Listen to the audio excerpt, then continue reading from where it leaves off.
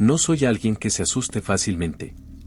He trabajado durante años como técnico en mantenimiento de edificios antiguos, vi de todo. Pero lo que me pasó en la casa Ambrosio, eso me cambió para siempre. Era una tarde nublada cuando me asignaron revisar el sistema eléctrico de un asilo viejo, abandonado hacía décadas. Lo llamaban la casa Ambrosio. Se decía que antiguamente albergaba ancianos sin familia, muchos de los cuales habían muerto allí.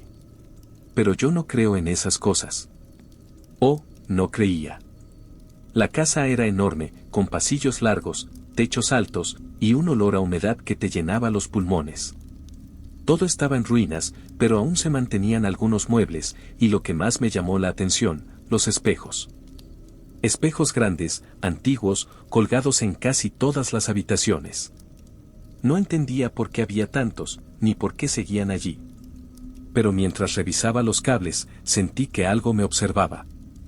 Pensé que era mi imaginación. Hasta que lo vi por primera vez. Estaba en uno de los salones principales, de espaldas a uno de esos espejos. Cuando me giré, vi claramente una figura detrás de mí, reflejada. Era una mujer anciana, de cabello blanco desordenado, con una bata gris. Me giré de inmediato. No había nadie. Volví a mirar el espejo. Vacío. Intenté tranquilizarme, decirme que era el estrés o la luz, pero a medida que avanzaba por la casa, las apariciones se hicieron más frecuentes. En cada espejo, alguien diferente. Un hombre sin ojos. Un niño llorando. Una anciana arrastrándose por el suelo. Siempre reflejados. Nunca presentes en la habitación. Lo peor fue en el comedor. Uno de los espejos más grandes colgaba en la pared del fondo. Me acerqué lentamente. Esta vez, mi reflejo no me devolvía el gesto. Moví la mano, y él no se movió. Solo me miraba. Fijamente. Sin parpadear. Retrocedí, tropecé con una silla y caí al suelo. Cuando me levanté, el reflejo se había ido, pero la silla, esa maldita silla, estaba al otro lado del cuarto. No donde había caído. Me fui de inmediato. Presenté mi renuncia esa misma noche. Nunca más volví a entrar en esa casa. Dicen que la han comprado para convertirla en museo. A veces pienso en advertirles. Pero luego recuerdo lo que vi en esos espejos, y el miedo me paraliza. Si algún día visitas la casa Ambrosio, evita mirar directamente a los espejos. Dicen que muestran lo que no debe ser visto. Y a veces, lo que te espera al otro lado.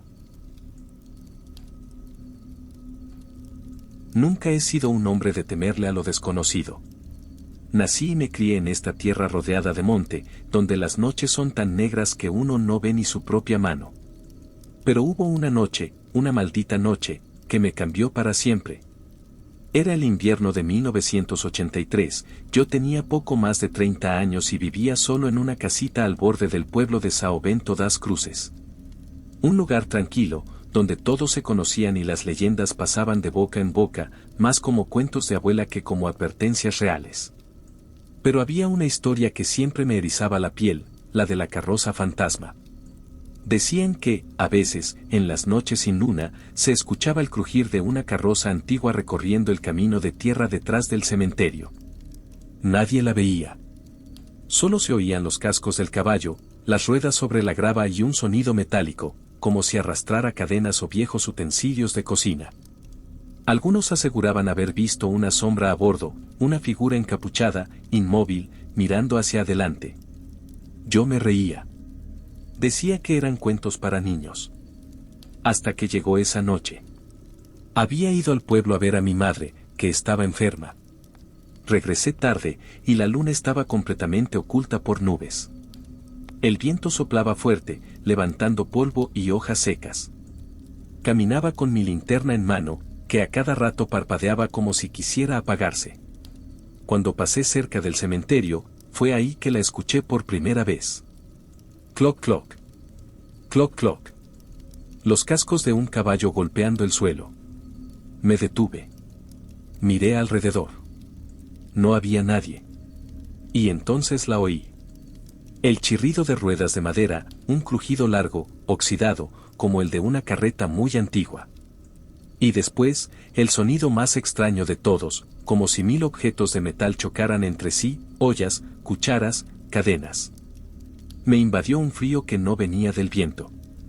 Era un frío que me nacía desde adentro, como si algo estuviera tocándome los huesos. Encendí la linterna y apunté hacia el camino. Nada. Pero el sonido se acercaba, y entonces, cuando ya estaba a unos metros de mí, cesó por completo. El silencio fue tan repentino que dolía. Di un paso atrás. Y fue ahí cuando lo vi. Una figura negra, de pie, justo al borde del camino. No tenía rostro, solo una capucha oscura, y sus manos colgaban a los lados, huesudas. No tenía caballo. No tenía carroza. Pero yo sabía que era él. El cochero de la leyenda. Su presencia era tan densa que el aire se volvió espeso, difícil de respirar. Quise correr. Pero mis piernas no respondían. La figura levantó un brazo lentamente y apuntó hacia mí. Y en ese momento, escuché un alarido.